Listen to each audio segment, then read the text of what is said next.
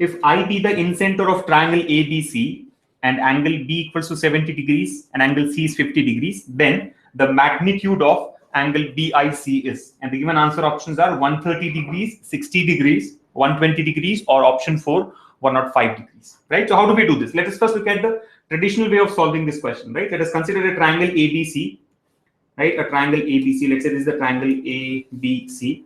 The question says angle B is 70 degrees, right? This angle here is 70 degrees. Angle C is 50 degrees. Angle C is 50 degrees. And he's asking us to find out the magnitude of angle BIC, right? Where I is the incenter, right? Very clearly he says I is the incenter of the triangle ABC.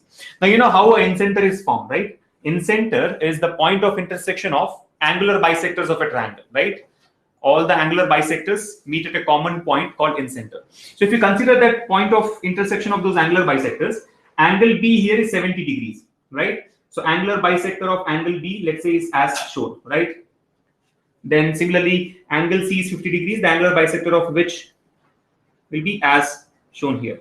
Now you can see both of these meet at the point, at a common point, which can be taken as the incenter I. Similarly, the angular bisector of angle A as well will pass through the point I, right? Now the point to be noted here is, since this line here is the angular bisector, we can say that this angle is half of 70 degrees, which is 35, and the other angle is also half of 70, which is 35. Similarly, 50 degrees also gets divided into two halves. So this angle here would be 25 degrees, and this angle is 25 degrees. Now consider the triangle BIC here, right? Triangle BIC. What do you see? We know that in any triangle, the sum of all the angles should be 180 degrees. So here we can say in triangle BIC, angle B plus angle C plus angle BIC should be equal to 180 degrees. Yes or no? Angle B as in not the complete angle, angle IBC, right? Let me put it clearly here. It's not complete angle B, but angle BIC, IBC, right? So if you look at it, angle IBC plus angle ICB plus angle BIC equals to 180 degrees. Now we already know that angle IBC is 35. So just substitute the values, 35 degrees plus angle ICB. How much is ICB? ICB is 25 degrees plus angle BIC equals to 180 degrees. Upon solving this, we get angle BIC as 180 minus 25 minus 35, which comes out to be 120 degrees. So option C, option 3, 120 degrees is the correct answer. However, if you have gone through the video of triangles, especially that part where we have discussed about incenter, you would know that angle BIC, right? Angle BIC can directly be taken as 90 degrees plus half of angle A, right? Now the smart method here goes as follows. It is basically a shortcut that you need to remember, right?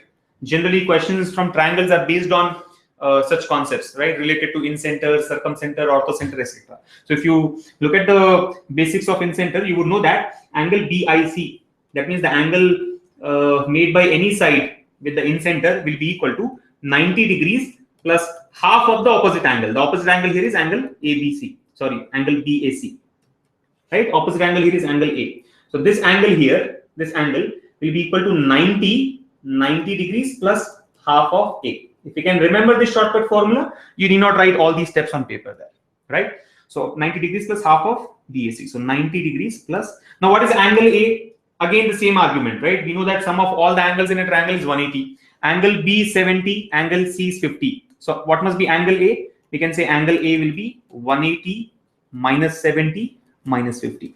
So this comes out to be 60. Angle A is 60. So 90 degrees plus half of angle BAC, or nothing but half of angle A, half of 60 degrees, which is equal to 120. So both the ways you get the same answer. Option 3, 120 degrees, right? Now depends on what you have followed.